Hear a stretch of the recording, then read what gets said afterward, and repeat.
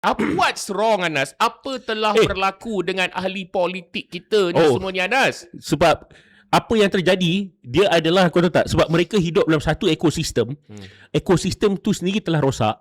Kau bayang, contoh, bila ekosistem yang rosak tu, dia akan menarik mikroorganisma yang sepertinya. Contoh, kita ambil tahi. Tai ni, dia akan... Tak betul apa? Okey, analogi silakan. Okay. So tahi ni dia akan menarik langau, lalat dan bukan sekat langau, lalat. Kalau ada macam-macam itu ibarat bakteria yang dekat tahi tu. Okey. So begitulah banyak parti politik dekat Malaysia ni. Dia adalah ekosistem dia dah jadi mengarut. Pasal itulah bila terganggu bukan iklan sekejap. Saudara-saudari, kalau nak dapatkan madu bunga liar Iran dengan saffron 300 gram madu, setengah gram saffron anda boleh dapatkan sekarang. Sebab dekat dalam pasaran untuk madu yang kualiti tinggi dan saffron yang kualiti tinggi, ini adalah yang termurah anda boleh dapat. Beli direct dengan kita RM36 sahaja. Hubungi Izwan. Kalau dekat luar diorang jual 250 gram madu dengan saffron yang kualiti tinggi dalam RM57 ke RM80 untuk satu botol. So dah memang apa kita parti-parti established ni dah jadi jahanam. Pasal itulah orang mencari tempat baru. Sepatutnya dia makan nasi tapi dia makan tahi ke macam mana? Bukan, kau ni lebih. So Olivia ni imajinasi dia berlebihan. So begitulah dia menarik dia menarik rakan sejenis kan. Contoh rakan sejenis kan, macam lalat, langau, ataupun benda-benda macam tu lah. So kita ambil contoh PKR unggas. Kalau dia muda, dia ibarat larva lalat dekat situ. Bila dia tua-tua nak mampus tu macam Anwar Ibrahim, dia langau lah kan. So kesimpulannya geng, itulah. Jadi beza kita tengok banyak parti-parti politik ni diumpama ni jenis tek gajah, tek lembu. Dia berbeza brand. Ya. Tapi ekosistem dia lebih kurang geng. Tahi tetap tahi. Tapi aku tak kata semua parti politik tahi. Tapi ni aku nak ulas lah kan. Bila kita kata kan, bila dia orang meroyan gaji tak cukup apa semua, lepas tu ada yang seorang ni kata, ingat gaji kami 20,000 lebih ni. Ni ahli parlimen aku cakap ahli parlimen cukup ke nak bantu rakyat? Ni masalah dengan ahli parlimen ni.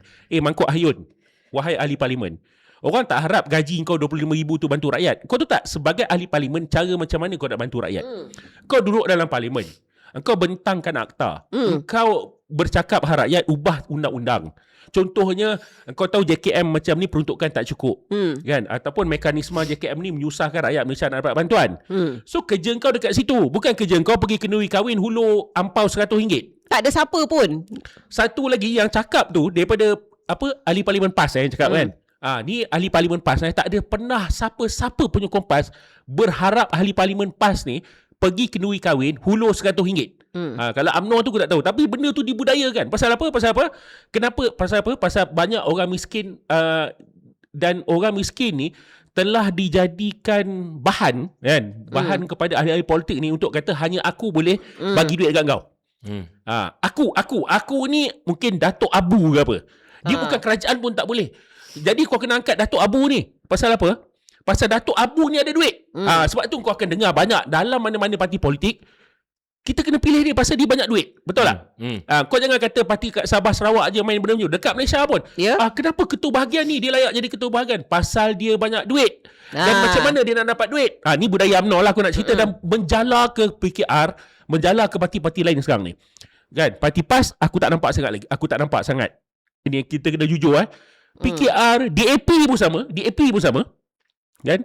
Amanah apa aku tengok, tak tahu nak kata sebab dia ni adalah tai yang bersepai, tai cerit bersepai. Aku tak tahu dia dia macam mana. Sebab apa kata dia tai cerit? Sebab dia bersepah kan. So kesimpulannya, apa aku nak kata, jadi dia mewujudkan pergantungan kepada bukan parti, bukan pergantungan kepada kerajaan, pergantungan orang miskin kepada dia. Lepas tu mana nak dapat duit? Dia menyakau lah. Dia menyakau. Lepas tu sebab apa benda ni kan? Lepas tu bila geng-geng ni fikir, kenapa kita kena pilih Datuk Abu? Pasal dia banyak duit. Kan? So akan berterusan. Lepas tu pilih anak dia pula. Pasal anak dia banyak duit. Politik ni memerlukan duit. Kan? Lepas tu bila orang yang tak ada duit, dia kebetulan menang dalam parti politik, dia ada pemikiran yang sama. Tapi dia tak kaki sakau. Ya. Lepas tu dia kata, macam mana aku nak tolong orang, gaji tak cukup bro, RM25,000. Walhal, sebagai ahli parlimen, korang patut ubah undang-undang. Sebab apa? Bantuan ni memang tak harap pada engkau. Patutnya kita harap pada kerajaan. Betul? Yang ahli-ahli politik kaya ni, dia ada strategic thinking in a way. Apa tahu Aidil?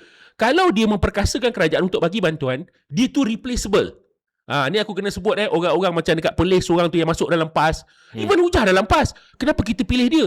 Pasal walaupun dia daripada UMNO, kerana dia banyak duit. Pasal tu aku kata budaya ni menjala. Lepas ni kau akan tengok anak dia pula masuk dalam PAS, diberi jawatan. Kenapa? Sebab anak dia banyak duit macam bapak dia. So orang-orang macam ni, dia berfikir apa tau? Aku takkan perkasakan kerajaan. Aku takkan perkasakan JKM.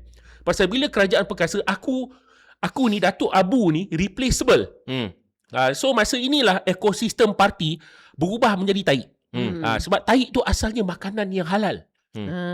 Masuk perut Lepas jadi tu taik. jadi najis. Ya, jadi najis. Okay. So Anas